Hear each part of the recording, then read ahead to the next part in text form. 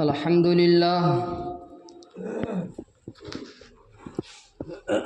لله الذي دور علينا خير الزمان وأعاد لنا سيد الشهور رمضان، وأشهد أن لا إله إلا الله وحده لا شريك له، ونشهد أن سيدنا وحبيبنا ومولانا محمدًا عبده ورسوله صلى الله عليه وعلى آله وصحبه أجمعين. أما بعد، فأعوذ بالله من الشيطان الرجيم. بسم الله الرحمن الرحيم. شهر رمضان الذي أنزل فيه القرآن هدى للناس وبينات من الهدى والفرقان. وقال النبي صلى الله عليه وسلم: إن الله افترض عليكم صيامه وسننت لكم قيامه، أو كما قال النبي صلى الله عليه وسلم. وقال تعالى: يا أيها الذين آمنوا كتب عليكم الصيام كما كتب على الذين من قبلكم لعلكم تتقون. وعن أبي سلمان رضي الله تعالى عنه قال: قال النبي صلى الله عليه وسلم: قد أضلكم شهر مبارك وشهر عظيم، أو كما قال عليه الصلاة والتسلیم. بے زبانوں کو جب وہ زباں دیتا ہے، بے زبانوں کو جب وہ زباں دیتا ہے، پڑھنے کو پھر وہ قرآن دیتا ہے، اور بخشش پہ آتا ہے جب امت کے گناہوں کو، بخشش پہ آتا ہے جب امت کے گناہوں کو امت کے لیے تحفے میں ماہ رمضان دیتا ہے. اور چشم بار ہو کہ مہمان آ رہا ہے، چشم بار ہو کہ مہمان آ رہا ہے، دامن میں لیے تحفے ذیشان آ رہا ہے. بخشش بھی، مغفرت بھی اور جہنم سے بھی نجات، بخشش بھی، مغفرت بھی اور جہنم سے بھی نجات. دستے طلب بڑھاؤ اے مسلمان کہ رمضان آ رہا ہے. قابل قدر معزز شخصیات، حضرات سامعین کرام، بزرگان دین، عزیز بھائیوں اور دوستوں، سب سے پہلے میں اور آپ اللہ سبحانہ و تعالیٰ کی بارگاہ میں اللہ سبحانہ و تعالیٰ کا بے انتہا، انگنت اور لا تعد ولا تحصى شکر ادا کرتے ہیں کہ رب سبحانہ و تعالیٰ نے محض اپنے فضل و کرم، لطف و عنایات، نظر انتخاب اور انتخاب خاص سے ہم سب کو ایک اہم فریضہ نماز جمعہ کی ادائیگی کی غرض سے اپنے پاک، مقدس اور بابرکت گھر مسجد کے اندر جمع فرمایا ہے. اللہ پاک ہماری ان ٹوٹی پھوٹی چھوٹی بڑی جتنی بھی عبادات ہیں، تمام عبادات کو اپنی بارگاہ میں شرف قبولیت سے مالا مال فرمائے. بزرگوں، دوستوں، جیسا کہ میں اور آپ جانتے ہیں اور اس بات سے بخوبی واقف ہیں کہ چند دن بچ رہے ہیں. ان گنے چنے چند دنوں کے گزر جانے کے بعد ایک ماہ مبارک، ایک ماہ مقدس، ایک ماہ مکرم، بڑی آن بڑی شان اور بڑے ہی تذکر و احتشام کے ساتھ اپنے دامن میں کروڑ رحمتیں، برکتیں اور سعادتوں کو لیے ہوئے بس آنا ہی چاہتا ہے۔ یہ وہ مہینہ ہے جس مہینے کو میں اور آپ رمضان المبارک کے نام سے جانتے ہیں۔ یہ وہ مہینہ ہے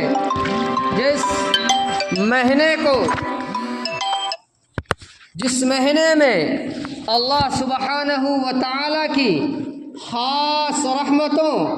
اور خاص برکتوں کا نزول ہوتا ہے۔ یہ وہ مہینہ ہے جس مہینے کو اللہ تعالیٰ نے اس امت کے گناہوں کے کفارے کا ذریعہ بنایا ہے۔ جس مہینے کو اللہ نے اس امت کے درجات کو بلند کرنے کا ذریعہ بنایا ہے۔ یہ وہ مہینہ ہے جس مہینے کا خود نبی کریم صلی اللہ علیہ وسلم شدت کے ساتھ انتظار کر رہے تھے، اور اس مہینے کا نبی اکرم صلی اللہ علیہ وسلم اس مہینے میں داخل ہونے اور اس مہینے کو پانے کے لیے خود اللہ سبحانہ و تعالیٰ کی بارگاہ میں دعا فرمایا کرتے تھے۔ اور اس مہینے یعنی رمضان المبارک کے آنے سے 2 مہینے پہلے ہی 2 ماہ قبل نبی اکرم صلی اللہ علیہ وسلم اللہ کی بارگاہ میں یہ دعا فرمایا کرتے تھے، اللہم بارک لنا فی رجب و شعبان، کہ ربا رجب اور شعبان میں برکت عطا فرما، وبلغنا رمضان، اور ہمیں رمضان تک پہنچا دے۔ میرے بھائیوں، آپ کو یہ بھی جانتے ہیں نا کہ عمر کی تمنا کرنا یہ تھوڑی دیر کے لیے اچھی چیز نہیں ہے کہ بھائی میں 100 سال جیوں، لیکن کچھ تو بات ہے اس مہینے میں کہ نبی کریم صلی اللہ علیہ وسلم اس کی چاہت کا اظہار کر رہے ہیں اور اللہ سے دعا کر رہے ہیں کہ ربا ہمیں رمضان تک پہنچا دے، اللہ ہماری عمر اتنی کر دیجئے، اتنی عمر بڑھا دیجئے کہ ہم رمضان المبارک کی سعادتوں سے،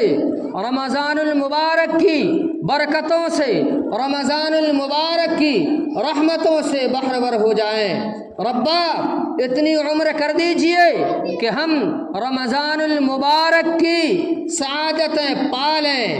نبی کریم صلی اللہ علیہ وسلم کا اللہ کے حضور یہ دعا کرنا، اللہم بارک لنا فی رجب و شعبان وبلغنا رمضان، اس دعا میں پہلے اشتیاق ہے، پھر انتظار ہے۔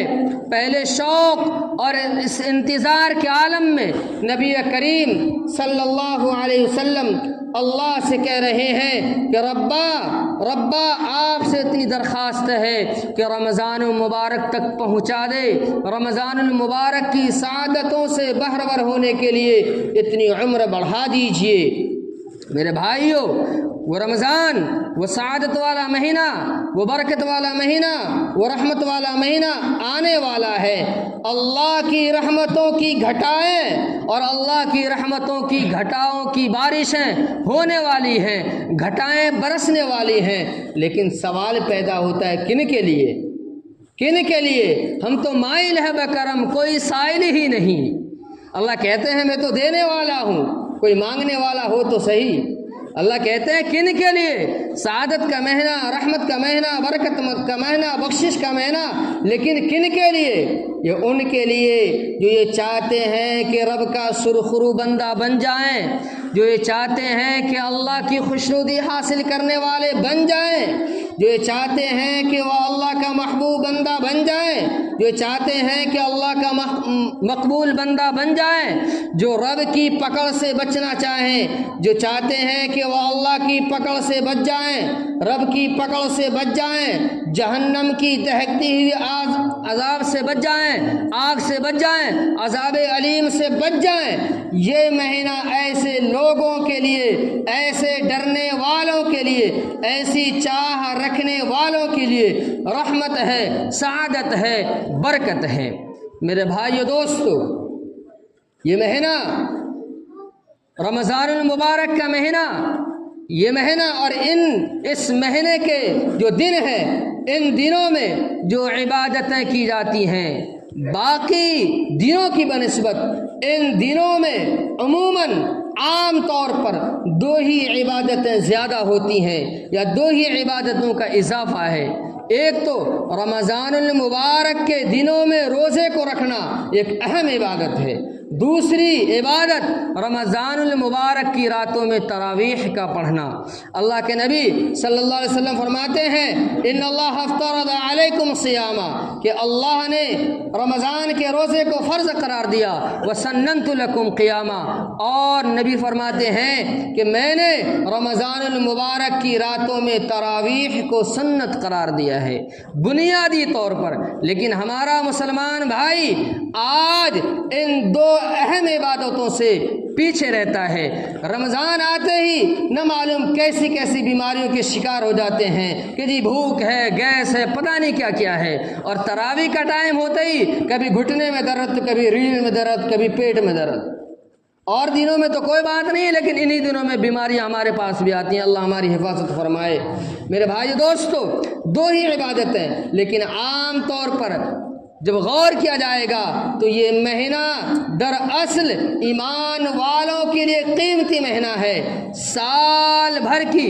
گندگیوں میں، غفلتوں میں، سستیوں میں اور سستیوں کی چادروں میں جو ہم جکڑ جاتے ہیں، لپٹ جاتے ہیں، اللہ ایک موقع دیتا ہے کہ اے بندے کہاں چلے گئے، کہاں چلے گئے، کیوں سستیوں کی چادر میں لپٹے ہوئے ہو، نکلو نکلو۔ یہ مہینہ دیتا ہے رب تعالیٰ غفلتوں سے نکلنے کے لیے، سستیوں سے نکلنے کے لیے، اپنی گندگیوں کو دور کرنے کے لیے، اللہ کا محبوب بندہ بننے کے لیے، اللہ کا مقرب بندہ بننے کے لیے، اللہ اپنی بندگی کرنے کے لیے اور اللہ اپنی اطاعت کرنے کے لیے۔ انسانوں کی تخلیق کا جو مین مقصد ہے وہ اللہ کی اطاعت، اللہ کی بندگی، اللہ کے سامنے سجدہ بسجود ہونا۔ اللہ اس کے لیے یہ موقع دیتا ہے کہ سال بھر کھانے میں، سال بھر نہ معلوم کیسی کیسی اور کہاں کہاں دنیاوی انہماک میں تم نے گزارا، 1 مہینے کے لیے مجھے منا لو،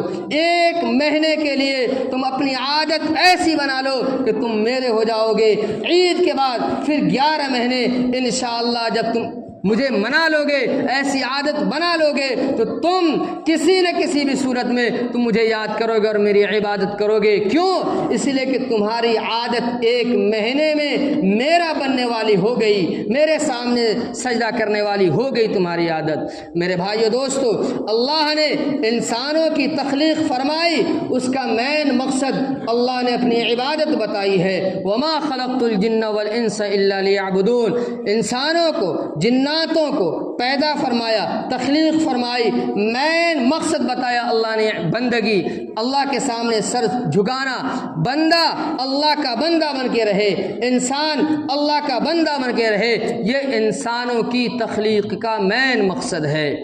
میرے بھائیو، یہ دنیا، یہ زیبائش، یہ سب و روز، یہ سب کے سب اس مین مقصد کو، اس آخری منزل کو، آخرت کی زندگی کو بنانے کے لیے اللہ پاک نے یہ ساری چیزیں دی ہیں۔ یہ مقصود نہیں ہے یہ سب و روز، یہ صبح و شام، یہاں کی راحتیں، یہاں کا آرام، یہ مقصود نہیں ہے، نہ یہ منزل ہے، منزل تو آخرت ہے، یہ مقصود نہیں ہے۔ اسی منزل کو بنانے کے لیے رب تعالیٰ نے یہ